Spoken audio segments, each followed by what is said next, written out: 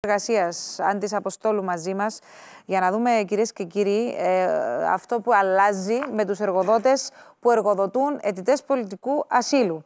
Καλό μεσημέρι, κύριε Αποστόλου. Καλό μεσημέρι. Τώρα, από εδώ και στο εξής, όσοι εργοδότες έχουν στη δουλειά τους αιτητές πολιτικού ασύλου, θα ενημερώνονται ήδη για την απόρριψη της αίτησής τους, σωστά?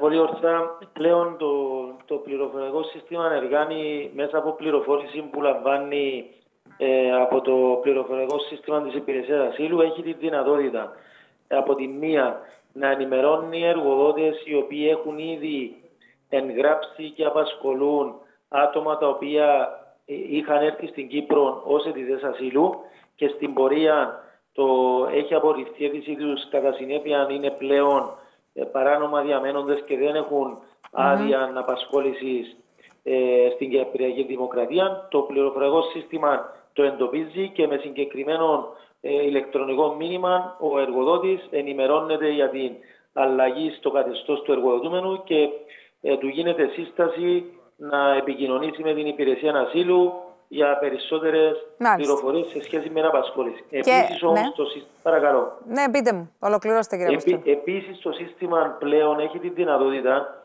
να έλυσε έναν άλλον πρόβλημα το οποίο συναντούσαμε από την πρώτη μέρα λειτουργίας του εργάνη και ήταν κάτι το οποίο έθεταν οι εργοδότες στα πλαίσια της πληροφόρησης τους για να υποβοηθηθούν κατά την πρόσληψη εργοδοτουμένου.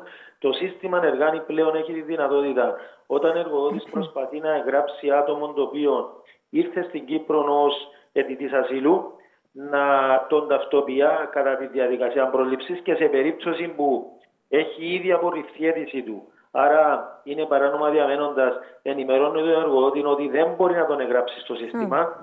Δεύτερον, αν βρίσκεται λιγότερη περίοδο από τους 9 μήνες που προβλέπει το σχετικό διάταγμα το Υπουργικό για το δικαίωμα απασχόλησης και σε αυτή την περίπτωση ενημερώνει τον εργοδότη ότι δεν μπορεί να απασχολήσει τον εργοδοτούμενο για τον λόγο του χρονικού διαστήματος. Και τρίτον, στις περιπτώσεις αιτητών ασύλου που είναι υπό εξέταση ακόμη η αίτησή τους, αν ο εργοδότης προσπαθεί να τον εγγράψει σε κλάδον ο οποίος δεν επιτρέπεται βάσει του Υπουργικού Διατάγματος, ενημερώνει τον εργοδότη ότι είναι λαθασμένη η προσπάθεια εγγραφής του αλλοδαπού στο συγκεκριμένο κλάδο. Μάλιστα. Και με αυτόν τον τρόπο, κύριε Αποστόλου, μειώνουμε και την πιθανότητα της παρανομίας. Σας ευχαριστούμε πάρα πολύ. Να είστε καλά. Να είσαστε καλά. Αλλάζουμε θέμα, κυρίες και